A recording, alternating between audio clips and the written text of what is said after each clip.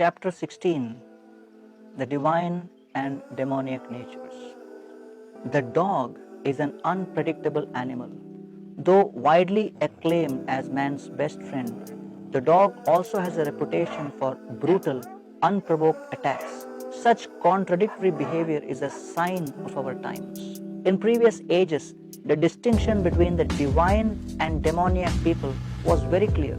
They lived at a distance from each other and rarely mixed. In modern times, however, the dividing line has disappeared to the extent that the divine and demoniac coexist within the same individual.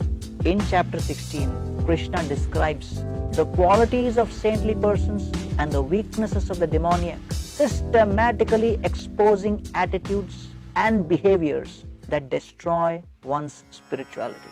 Dambho darpobhimanascha krodha parushyameva Ajnanam chabhijatasya partha sampadamasurim.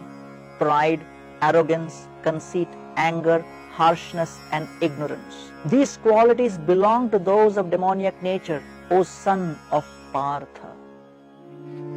The acronym for this chapter is DOG. D for divine or demoniac, O for opinions and outlook of demons, G for gates to hell. Verses 1 to 6 cover divine or demoniac. D.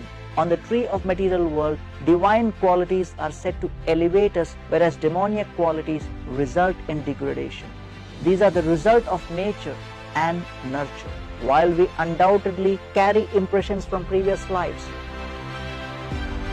our willpower, determination, and activities in this life can significantly alter that nature. Krishna describes 26 divine qualities and 6 major demoniac qualities. Verses 7 to 20 is opinions and outlook of demons. O.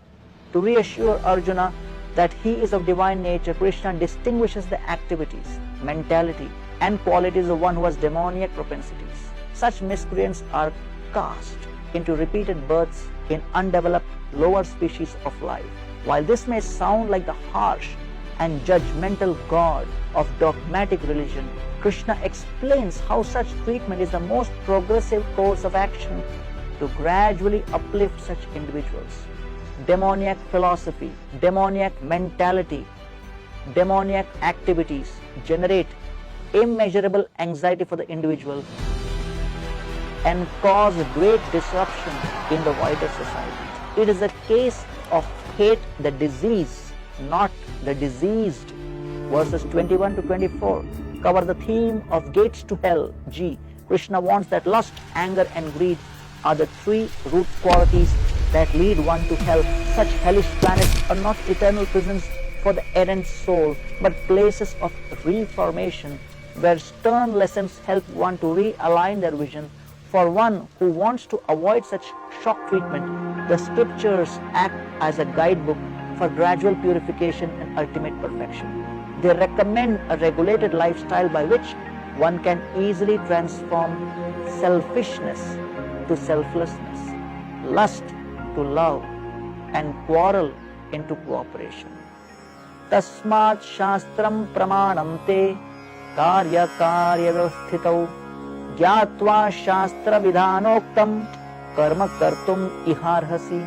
One should therefore understand what is duty and what is not duty by the regulations of the scriptures. Knowing such rules and regulations, one should act so that he may gradually be elevated.